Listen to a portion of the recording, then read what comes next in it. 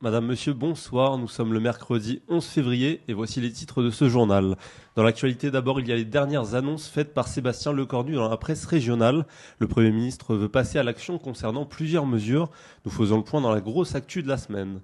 Nous irons ensuite à Nice, où des seniors se retrouvent chaque semaine pour faire du sport dans la bonne humeur. Autre actualité, Jack Lang a été contraint de quitter la présidence de l'Institut du monde arabe. Retour aussi sur la crise en interne à CNews. La journaliste Sonia Mabrouk a claqué la porte de la chaîne 3 jours avant que Morandini ne se retire de l'antenne.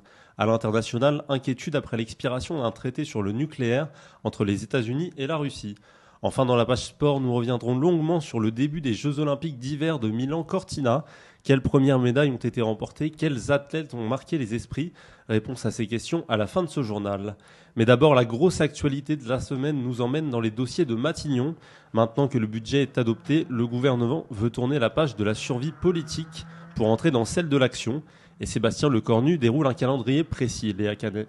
Et premier dossier, Victorien, l'énergie. La programmation pluriannuelle de l'énergie, attendue depuis 3 ans, sera signée par décret dès la semaine prochaine. Elle inscrit noir sur blanc 6 nouveaux EPR avec 8 supplémentaires en option, ce qui permet à la filière nucléaire de se projeter à long terme.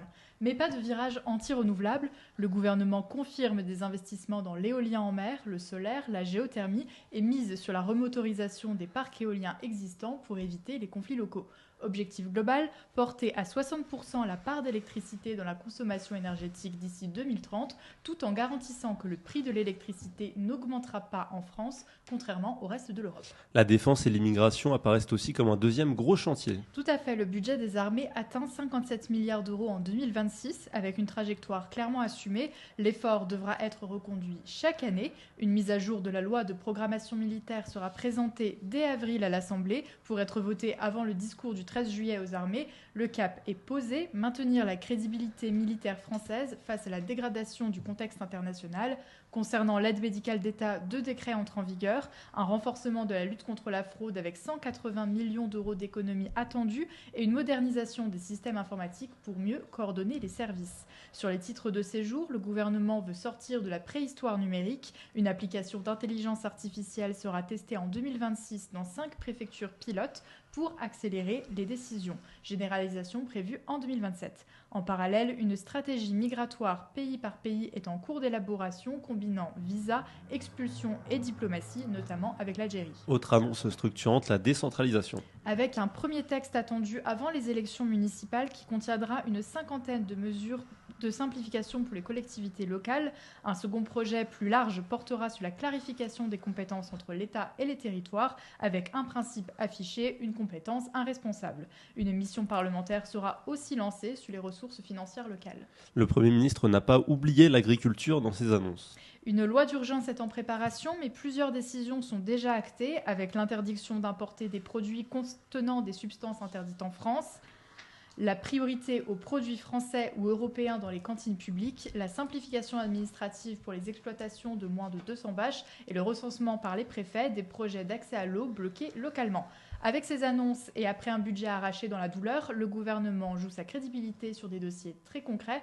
Reste à voir si cette feuille de route tiendra face à une assemblée toujours sous tension. Merci Léa. On passe maintenant à la page locale. À quelques semaines des municipales, la liste Unie pour Nice dévoile son programme. Parmi les mesures avancées, il y a notamment la gratuité totale des transports en commun ou encore le recrutement de médiateurs pour garantir la sécurité dans les quartiers. La liste d'Union de la gauche est menée par l'écologiste Juliette Chénel-Leroux avec le soutien des socialistes et des communistes. Une bonne affaire maintenant à Mougins. Une bourse d'affiches de cinéma a lieu dans la commune jusqu'à la fin de la semaine.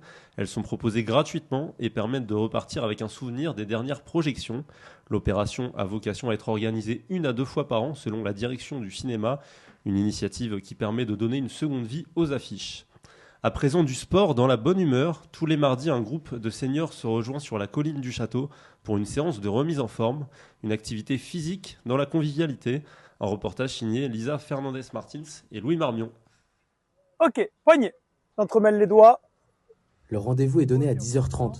Pascal, 68 ans, ancien agent de mairie, est présent comme tous les mardis depuis 2017. Simple, mais si on les fait pas, après on a des douleurs au bras, quoi. Quand je travaillais, on portait des charges et tout comme ça, mais c'est plus le cas maintenant. Sauf quand on fait des courses. C'est motivant quand on fait cet exercice-là. en regardant le paysage. Vous voyez, avec l'âge, on a tendance à rester à la maison, on allume la télé, tout ça. Bon. 1 heure de remise en forme pour rythmer la semaine de ces retraités. Parmi cette soixantaine de seniors, Eliane, 67 ans, trouve cette sortie essentielle à son quotidien. Alors la retraite, je vous explique, on est un peu perdu et on se dit toujours qu'est-ce qu'on va faire. Et ça dure que quelques jours et après il y a un mouvement entre les copines et les copains qui font déjà quelque chose et qui vous poussent à faire pareil. C'est super parce qu'on a de bons professeurs. Le coach du jour, Dylan Weasley, animateur sportif pour la ville de Nice depuis 4 ans, apprécie la complicité entre lui et ses élèves. Ce qui me plaît, en fait, c'est déjà la bonne humeur. Ils sont toujours dans la gentillesse, il y a toujours l'humour. Puis ils se dépassent, malgré leur âge, ils sont toujours en forme. J'ai de 55 ans jusqu'à 90. Le fait que moi je sois jeune et eux plus âgés, on s'entend super bien et c'est ça qui est top. La séance terminée et encore un dernier effort pour Pascal. Bonne journée, à bientôt. Merci Pascal, à plus tard.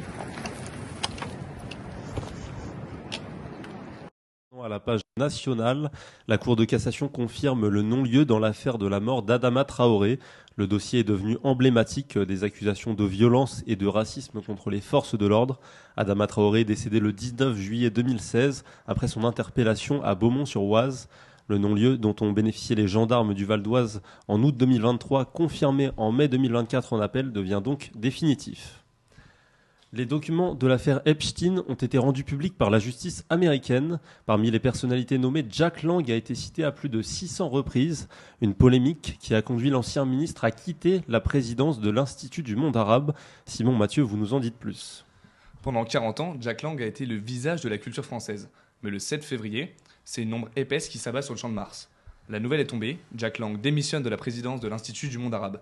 Une sortie de scène forcée, précipité par l'ouverture d'une enquête du parquet national financier pour blanchiment de fraude fiscale aggravée. Jack Lang, c'est l'incarnation d'une certaine idée de la culture à la française. C'est un juriste de formation et un homme de théâtre. Il devient aussi en 1981 le ministre emblématique de François Mitterrand. Il double le budget de la culture et crée des institutions mondiales comme la Fête de la musique. Ça a été aussi le maire de Blois, ça a été aussi le ministre de l'Éducation nationale et il a marqué l'histoire par des grands chantiers urbains comme la pyramide du Louvre, avant de prendre la tête de l'Institut du monde arabe en 2013. Mais que s'est-il vraiment passé ? Au cœur de la tempête, un nom, Jeffrey Epstein. On ne parle plus ici de simple dîner ou d'une amitié de façade. Les Epstein Files, exhumés par la justice américaine, ont révélé que le nom de l'ancien ministre de la Culture apparaît plus de 600 fois dans la correspondance du financier pédocriminel. On y découvre des échanges étalés sur 7 ans, des demandes de services et des liens financiers qui touchent jusqu'au cercle familial de l'ancien ministre. Mais le cœur financier du scandale, c'est l'affaire dans l'affaire, le volet Caroline Lang. Et quel rôle Caroline Lang a-t-elle joué ? Sa fille, elle est soupçonnée d'avoir cofondé en 2016, avec le milliardaire pédocriminel, une société offshore baptisée Prytanée LLC, domiciliée aux îles Vierges. Le capital, 1,4 million de dollars. Plus vertigineux encore, le nom de Caroline Lang figure dans le tout dernier testament d'Epstein, rédigé 2 jours avant son suicide, lui promettant un legs de 5 millions de dollars. Et comment se défend Jack Lang ? Jack Lang, il va quand même se défendre. Il parle d'accusations infondées, il dit aussi révolté et assure qu'il ignorait tout des activités criminelles d'un homme qu'il considérait, pour le citer, comme un simple mécène international. Il plaide la naïveté, sa fille elle évoque aussi une injustice et jure n'avoir jamais touché un seul centime. Mais pour la justice française, le doute est trop lourd. Le parquet national financier cherche à savoir si ces structures n'ont pas servi à dissimuler des flux financiers occultes.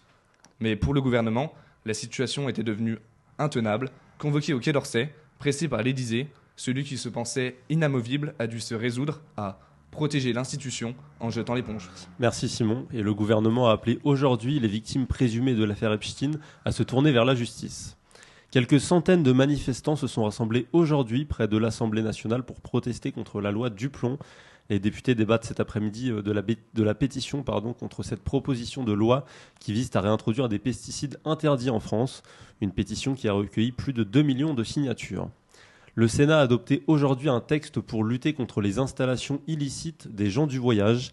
Il étend les prérogatives des maires en leur donnant davantage de leviers contre les stationnements illicites. La proposition de loi est désormais transmise à l'Assemblée nationale. Depuis quelques jours, la chaîne de télévision CNews est secouée par l'affaire Jean-Marc Morandini, une crise sans précédent. Vendredi dernier, c'est l'animatrice phare Sonia Mabrouk qui a tourné le dos à la chaîne.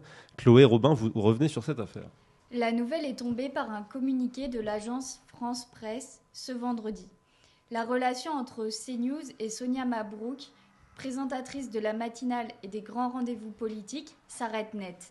Après 10 ans de collaboration, elle claque la porte. Un geste symbolique fort pour un membre clé de l'Empire Bolloré. Mais pourquoi un tel retrait de sa part ? Eh bien, elle se désolidarise de la chaîne qui a choisi de maintenir Jean-Marc Morandini à l'antenne malgré une condamnation judiciaire pour corruption de mineurs. Une nouvelle plainte à son encontre a été déposée la semaine dernière sur les mêmes chefs d'accusation.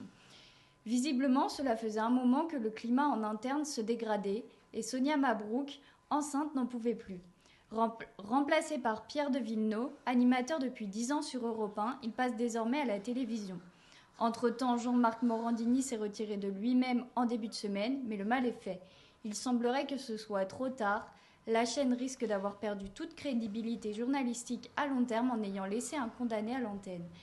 L'éviction de Sonia Mabrouk est-elle un début de séisme ou une tempête passagère ? Eh bien, aux réponses dans les prochaines semaines, mais sait-on où va-t-elle rebondir, Chloé ? Une chose est sûre, Sonia Mabrouk devrait probablement réapparaître sur une autre chaîne après son congé maternité. Aucune annonce officielle n'a été faite à ce sujet.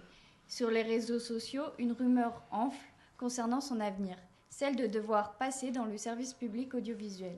Elle serait pressentie pour présenter le 20h sur France 2 à la place de Léa Salamé, qui ne fait pas l'unanimité auprès des téléspectateurs. Merci Chloé. Place désormais à la page internationale et on part outre-Atlantique au Canada où 9 personnes ont été tuées dans une région isolée dans l'ouest du pays. 7 d'entre elles ont été abattues dans une école secondaire et les 2 autres ont été retrouvées mortes dans une résidence située à proximité. Le principal suspect a été retrouvé mort lui aussi. En Colombie, le président Gustavo Petro a déclaré avoir réchappé à une tentative d'assassinat lundi. Il se trouvait alors dans un hélicoptère, mais il n'a pas pu atterrir normalement à cause de risques de tir sur l'appareil.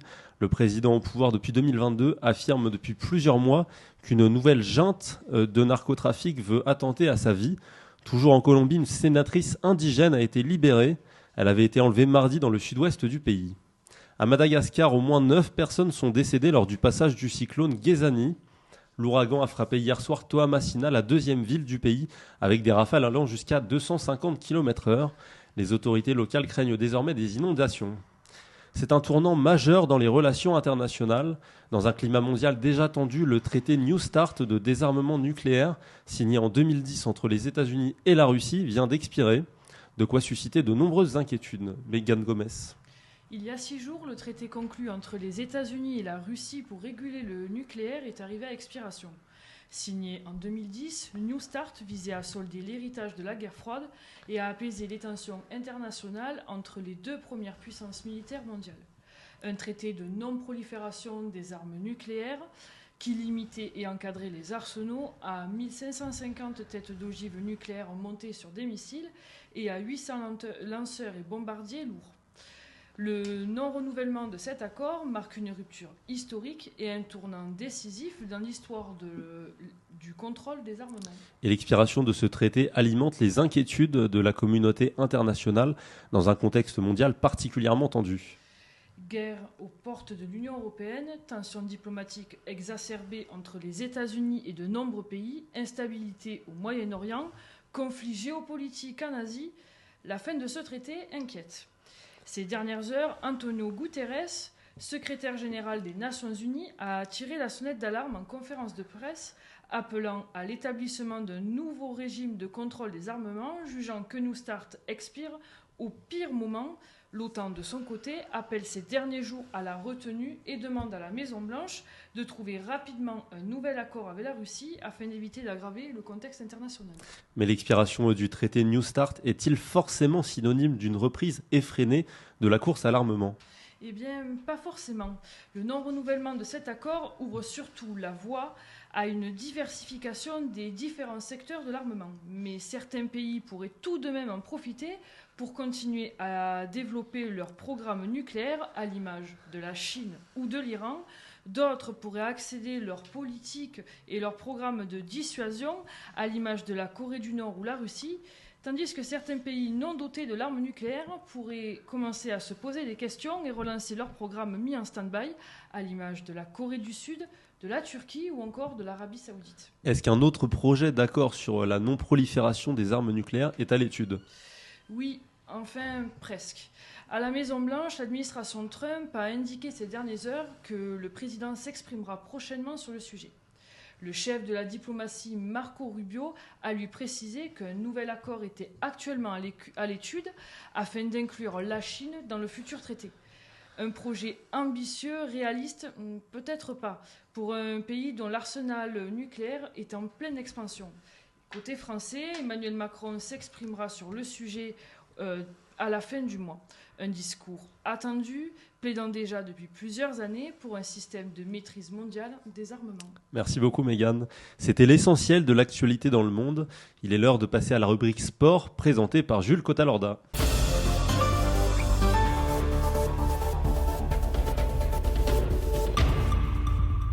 Avant d'évoquer les Jeux Olympiques de Milan-Cortina, une petite revue de l'actualité, en commençant par du football, Jules. Ouais, Roberto De Zerbi n'est plus l'entraîneur de l'Olympique de Marseille depuis la nuit dernière. Le technicien italien et la direction phocéenne se sont entendus pour mettre fin à leur collaboration. La situation était tendue au club depuis la terrible élimination en Ligue des Champions avant même la phase à élimination directe. Et la lourde défaite 5-0 subie face au Paris Saint-Germain il y a 3 jours a visiblement accéléré les choses. Roberto De Zerbi sera resté 1 saison et demie en poste à Marseille sans réussir à atteindre le grand objectif de remporter un trophée. Y a-t-il déjà des pistes pour le remplacer ? Oui, dont l'une très sérieuse mène à un ancien joueur marseillais. Il s'agit d'Habib Beye, l'ancien international sénégalais, vainqueur de la Ligue des Champions avec l'OM en 1992, a lui aussi quitté son poste d'entraîneur du Stade Rennais il y a seulement 2 jours.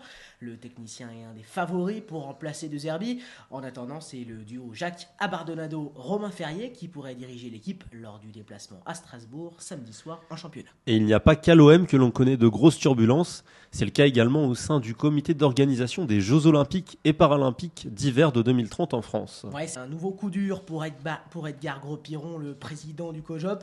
Après les démissions de la directrice des opérations Anne Murac et du directeur de la communication Arthur Richet, c'est le directeur général Cyril Linette qui s'apprête à quitter le navire.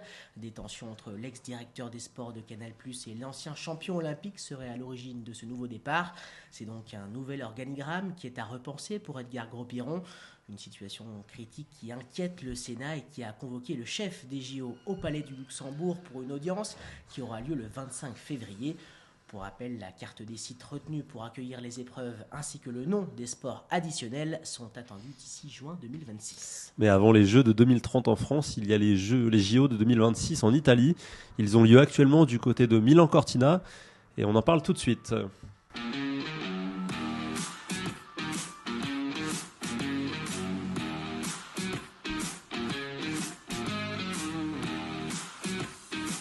Cinquième jour de ces Jeux Olympiques d'hiver, Jules, et une belle journée de médailles côté français. Ouais, le biathlon tricolore a encore fait son festival et offre une nouvelle moisson de médailles à la France. Sur l'individuel dame, Julia Simon s'est offerte l'or olympique au bout d'une course de patronne et Lou Jean Monod s'est paré d'argent juste derrière elle.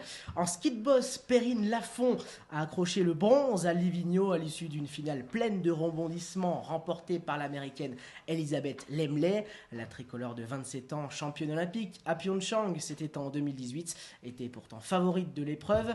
Perrine Lafont a bien failli passer à côté de sa finale. Elle se qualifie in extremis pour la super finale avec seulement le 8e temps de la première manche. Persuadée d'être éliminée, elle avait même quitté l'aire d'arrivée avant d'être rappelée par son staff. Elle venait tout juste d'arracher le 8e et dernier ticket qualificatif. Une frayeur sans conséquence puisqu'elle repart finalement avec une 2e médaille olympique en carrière. Et avec ces résultats, le total de médailles françaises grimpe désormais à 6, Jules. Ouais, absolument, et ça avait commencé dès ce dimanche 8 février. D'abord en biathlon sur le relais mixte avec les Français et les Françaises. Et avec malgré quelques petites difficultés au tir pour Quentin Fillon-Maillet, les Bleus ont survolé la course grâce à Éric Perroux à Éric Perrault, Lou Jean Monod et Julia Simon. Une démonstration collective conclue par une médaille d'or. Le même jour, en ski de fond, c'est Mathis Desloges qui a décroché l'argent sur le skiathlon. 10 km en classique, puis 10 km en skating, derrière l'intouchable norvégien Johannes Klebo. Et puis hier, retour en force du biathlon avec Éric Perrault.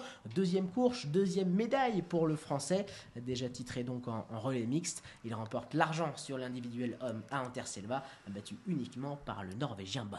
Et aujourd'hui, qu'est-ce qu'il fallait retenir d'autre à Milan-Cortina ? Eh bien, en ski alpin, la frustration, l'immense frustration pour Nils Allègre, le skieur de Serre Chevalier qui termine 4e à quelques centièmes seulement de Marco Odermatt. Énormément de déception donc pour lui qui clôt ses Jeux Olympiques avec cette 4e place, mais une déception qui pourrait être effacée par Roman Miradoli. Alors évidemment pas pour lui, mais pour le clan tricolore. Roman Miradoli qui est une sérieuse prétendante à la médaille. Et ce soir, y a-t-il encore des chances de podium pour la France ? Oui, avec un rendez-vous très attendu en patinage artistique. À partir de 19h30, place à la danse libre. 3 couples français seront engagés, dont le duo Guillaume Cizeron, Laurence Fournier-Baudry, auteur du meilleur score lors de la danse rythmique. Une performance qui nourrit donc de grands espoirs de médailles. Merci Jules, et on leur souhaite le meilleur. On passe maintenant à la météo, et on a du mal à sortir de ce mauvais temps. Mais demain, il y aura du mieux. Le soleil sera présent pendant la majeure partie de la journée sur la Côte d'Azur, et le thermomètre grimpera jusqu'à 18 degrés dans le département. Vendredi après-midi, la pluie fera son retour jusqu'au samedi. 14 degrés sont prévus à Nice pour ce début de week-end. Il fera 5 petits degrés à Saint-Auban, 12 à Grasse et 13 à Menton et Antibes. Pour dimanche, il ne devrait pas y avoir d'averse. Le retour du soleil est attendu, il fera 13 degrés à Nice. C'est la fin de ce journal, merci de nous avoir suivis. On se retrouve mercredi prochain pour un nouveau JT.